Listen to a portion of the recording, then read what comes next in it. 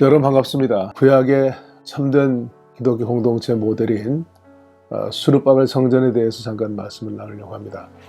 82년도 초에 첫 번 교회를 개척하고 단독 목회를 시작을 했습니다. 미국에 가서 언어의 장벽이라든지 문화적인 충격 그리고 여러 가지 재정적인 어려움도 있었습니다만은 그 지역에 이중문화 가정에 속한 분들이 한 30여 명 살고 있었는데 그분들의 강권으로 저희 신학교 아파트에서 교회를 시작을 하게 되었습니다. 처음에는 5명 모였고요. 제일 많이 모일 때는 저희 필립 선배인 배상길 목사님 부공회할 때 19명까지 모인 적도 있습니다. 3년 반 동안 사례를 받은 적은 없고요. 자비량으로 목회했고 헌금은 모두 선교비로 사용하였습니다. 적은 교회지만 교회 간의 갈등 등 문제 있는 것은 다 있는 그런 교회였고 그것이 제가 나중에 목회하는데 큰 경험이 되었던 것을 지금도 기억합니다. 저희가 그 자비량으로 사역할 수 있었던 것은 저와 제 아내가 전액 등록금 장학금을 받았고요. 그리고 학교에서 40시간 알바해서 생활비를 충당했고 공부와 목회를 병행할 수가 있었습니다. 코로나 이후 한국교회가 점점 어려워지고 특히 개척교회나 미자립교회, 삼각교회 등은 재정적으로 대안이 절실한 그런 시기를 저희들이 살고 있습니다. 이중직이나 또 교회 지역사 연관 사역, 가능하면 교회 건물을 사용한 그런 사역에 대안이 필요하고요. 사회적 기업이나 사회적 협동조합 등 수입을 창출할 수 있는 그러한 대안이 필요하고 제가 이민교에서 개척하며 경험한 것처럼 먹고 사는 문제가 해결이 되면 교인이 몇 명이든 의미 있는 그런 사역을 할 수 있다고 생각을 합니다. 이 문제에 대해서는 저희들이 여러 전문성 있는 그런 전문가들을 모시고 대안에 대해서도 앞으로 소개하려고 합니다. 제가 85년도에 신학교를 졸업한 다음에 오클라호마 연으로부터 개척 파송을 받고 라튼 오클라호마에 가서 다시 교회를 개척했습니다. 그곳에서 31살 동갑 젊은 목사 부부가 6년을 사역했고 그리고 성전을 건축하고 85년도에 가서 91년도에 5월달에 성전을 봉헌하고 8월달에 워싱턴 DC 지역에 있는 워싱턴 제1연합감리교회 당시 교회가 갈라져서 어려움 가운데 있었는데 그곳에 파송을 받고 또 그곳에 가서 13년을 목회하고 성전도 건축하고 그리고 2004년도에 한국에 나오게 됐습니다. 목회하면서 지금 기억하는 것은 그 목회 기간 동안 2번 성전 건축하고 2번 사택 구입하고 경제적으로 굉장히 어려웠던 것을 기억합니다. 헌금하고 나면 한 1,000불 가지고 생활을 했고 제대로 휴가 한번 가본 적이 없고 참으로 열악한 그런 상황 가운데 목회를 했는데 그것은 저뿐만 아니고 대부분의 당시 이민교회 목회자들이 그렇게 생활을 했던 것을 기억합니다. 지금 돌아보면은 어떻게 그 어려운 시절을 겪어왔나라고 생각도 되지만 그러나 그때 당시에는 소매에 붙잡혀 사는 그런 사역이었기 때문에 그런 어려움을 전혀 느끼지 못하고 사역했던 것을 지금도 기억을 합니다. 제 아내는 지난 저희들의 그 목회 여정을 돌아보면서 그때가 인생의 가장 의미 있고 보람된 시기였다고 그렇게 얘기하는 것을 듣게 됩니다. 제가 이민 목회하면서 그 어려울 때마다 붙잡았던 말씀이 공부할 때는 책상 머리맡에 시편 121편을 늘 붙여놓고 묵상을 했습니다. 내가 산을 향하여 눈을 들리라 나의 도움이 어디서 올꼬 나의 도움이 천지를 지은 여호와에게서로다. 목회하면서 여러 가지 어려움이 있을 때 저에게 위로를 주고 용기를 줬던 말씀이 오늘 제가 잠깐 얘기하려고 하는 수르바벨 성전 이야기입니다. 이스라엘 민족이 바벨론에서 포로 생활하고 있을 때 에스라 1장 1절 말씀에 보면 바벨론 포로기 이후 이제 파사 고레스 왕 원년에 이스라엘에 해방령이 내리고 그리고 예루살렘에 성전을 건축하라고 하는 그런 명령이 내리게 됩니다. 참으로 꿈 같은 놀라운 역사가 아닐 수가 없습니다. 아마 고레스 왕이 다니엘에게 전도를 받은 듯 하나님을 믿지 않는 왕이 유다 백성에게 너희 하나님이 나에게 계시를 주었는데 가서 성전을 지으라고 그렇게 얘기하는 것입니다. 그때부터 유대인들이 귀환하게 되는데 에스라 2장에 보면 첫 귀환에 5만 명, 정확히 말하면 49,897명이 돌아오게 됩니다. 1200km가 넘는 그 길을 귀환하는 것도 그렇고 돌아와서 성전을 건축하는 것도 그렇고 쉬운 일이 아니었지만 그들이 돌아와서 지은 그 성전이 수룹바벨 성전이었습니다. 우리가 잘 아는 것처럼 구약에 나오는 첫 번째 성전은 솔로몬 성전입니다. 열왕기상 5장에 보면 7년 건축 기간에 18만 6천 명이 동원되어서 짓게 되었습니다. 그런데 그 아름다운 성전이 바벨론 사람들에 의해서 완전히 파괴되게 되었습니다. 예레미야 선지자가 이스라엘 민족의 회개를 선포할 때 그들이 부르짖었던 것은 Temple of the Lord, 하나님의 성전, 하나님의 성전, 하나님의 성전이 있는데 우리가 다소 잘못한다 하더라도 어떻게 선민이 우리를 멸망시킬 수 있는가라고 하는 것이 유대 근본주의자들의 외침이었습니다. 그런데 하나님은 그 솔로몬 성전을 완전히 파괴시켜 버렸습니다.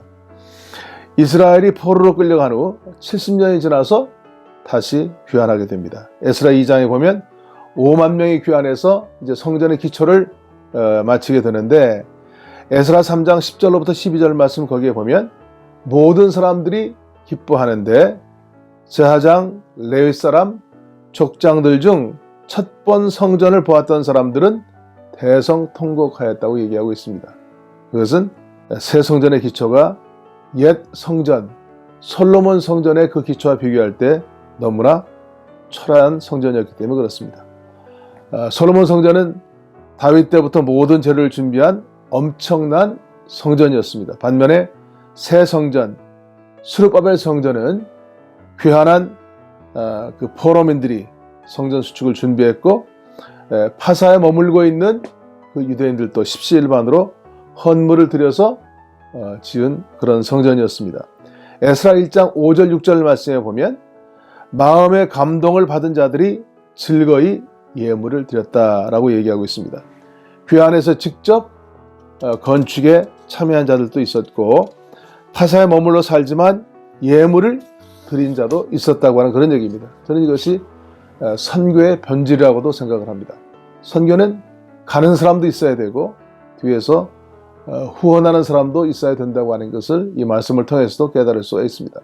성전 건축 봉헌식에 하나님의 말씀이 선지자 학개에게 임하게 됩니다. 학개서 2장 3절 말씀에 보면 너희 중에 남아있는 자 곧 이 성전의 이전 영광을 본 자가 누구냐? 그러니까 솔로몬 성전의 영광을 본 자가 누구냐? 이제 이것이 너희에게 어떻게 보이느냐? 지금 새로 지은 이 수룹바벨 성전이 어떻게 보이냐는 것입니다. 이것이 너희 눈에 보잘것 없지 아니하냐.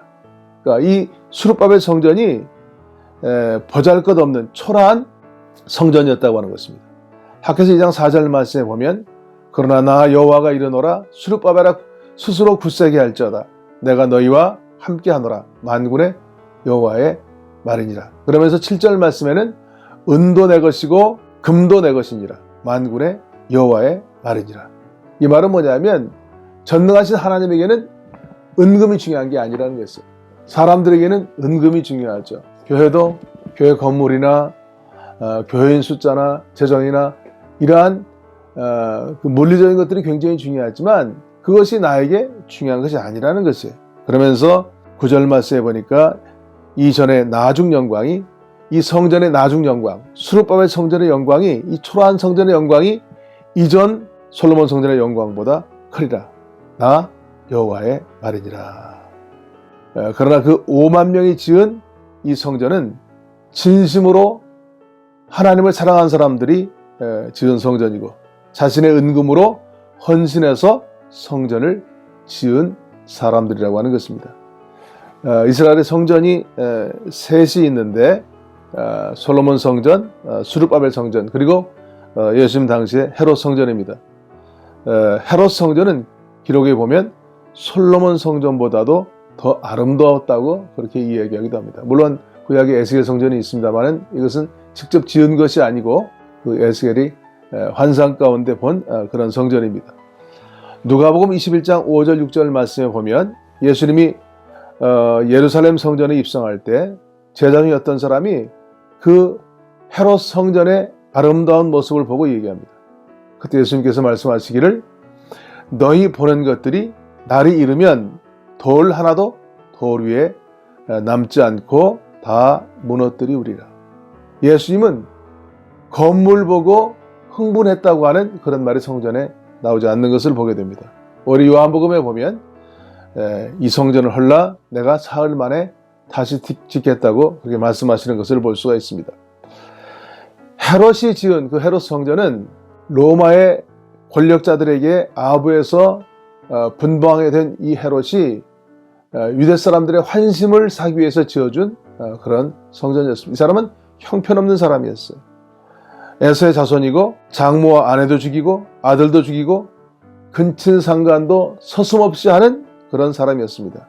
그럼에도 불구하고 이 헤롯이 아름다운 성전을 지어줄 때 유대 근본주의자들도 성전 지어준 것을 고맙게 생각했다고 합니다. 요즘으로 말하면 건축업자들을 통해서 거저 지어준 그런 성전이었습니다. 그런데 놀라운 것은 성전이 쓰임받는 기간을 봐서도 이 스룹바벨 성전이 얼마나 귀중한 것을 알 수가 있습니다.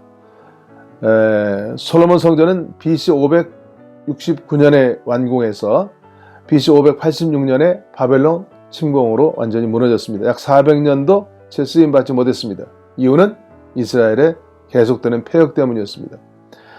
헤롯 성전은 BC 18년부터 시작해서 주요 건물은 10년 내에 건축했지만 모든 공정은 AD 65년에 끝나게 되었습니다. 그리고 이 건물은 AD 70년에 로마의 타이터스에 의해서 완전히 무너지게 되었습니다. 실제적으로는 5년밖에 쓰임받지 못했다고 하는 얘기입니다. 역시 이스라엘의 폐역의 원인이었습니다. 그런데 스룹바벨 성전은 BC 516년쯤에 완공되었고 주전 BC 18년까지 쓰임을 받았습니다. 500년 쓰임을 받았고 무너진 것이 아니고 이 성전을 리모델링해서 헤롯 성전을 짓게 되었습니다. 오늘 이 말씀이 우리들에게도 대단히 중요한 말씀이라고 생각이 됩니다. 하나님은 화려하고 엄청난 그런 솔로몬 성전보다 헤롯 성전보다 초라한 스룹바벨 성전을 더 귀하게 여겼다고 하는 것입니다. 그런데 요즘 기독교를 보면 하나님만 스룹바벨 성전을 사랑하시는 것 같다고 하는 그런 생각을 가지게 됩니다. 구약의 스룹바벨 성전 이야기는 참된 교회의 모형을 보여주는 말씀입니다. 이 시대 우리들이 인본주의적인 신앙관에서 해방을 받지 못한다고 한다면 우리는 절대 하나님을 기쁘시게 하는 그런 바른 사역을 할 수가 없고 행복한 목회를 할 수 없다고 하는 그런 생각을 하게 됩니다. 제가 이민 목회하면서 가장 잘 따랐던 목사님이 박희선 목사님입니다. 박 목사님이 그 이민 목회하면서 한국에 나가서 신학교 때부터 베스트 프렌드인 친구 목사님 교회에 가서 설교를 하게 되었습니다. 수천 명 모이는 교회인데 설교하는데 다리가 후두두를 떨릴 정도로 그렇게 긴장을 했다고 합니다. 설교를 마치고 내려와서 그 감독인 그 친구 목사에게 이 얘기하셨다고 그래요. 야, 너는 참 좋겠다. 이렇게 큰 교회에서 목회하고. 그랬더니 그 친구 목사님이 그러시더래요.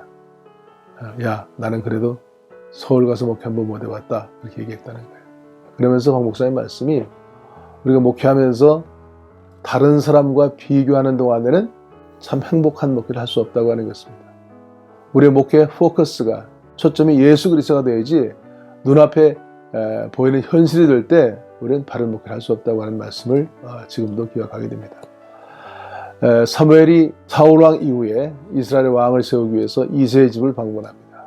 그때 장자 엘리압을 바라볼 때 생긴 것도 잘생기고 또 왕제로서 손색이 없다고 하는 그런 마음을 가지고 그를 기름 부어 사울 이후에 왕으로 세우려고 할 때 임한 말씀이 사무엘상 16장 7절 말씀입니다. 내가 보는 것은 사람과 같지 아니하니 사람은 외모를 보거니와 나 여호와는 중심을 보느니라. 사람은 외모를 보지만 나 여호와는 중심을 보신다고 하는 것입니다. 저는 이 말씀이 우리의 신앙 일생에 절대 놓쳐서는 안 되는 그런 중요한 말씀이라고 생각합니다. 교회를 볼 때에도 외형이 중요한 것이 아니라고 하는 것입니다. 정말 중요한 것은 그 교회가 사람이 많이 모이던 사람이 적게 모이던 그 교회 안에서 어떤 일이 벌어지고 있느냐, 이것이 훨씬 더 중요한 그런 내용이라고 하는 것을 깨달을 수가 있습니다. 전능하신 하나님 보시는 것은 은금이 아니고 중심을 보신다고 하는 것입니다. 코로나19 상황 가운데 전환의 시대에 중심을 보시는 하나님 앞에 중심을 들여 최선을 다해 쓰임받는 여러분의 삶이 되시고 교회가 될 수 있기를 다시 한번 기원합니다. 감사합니다.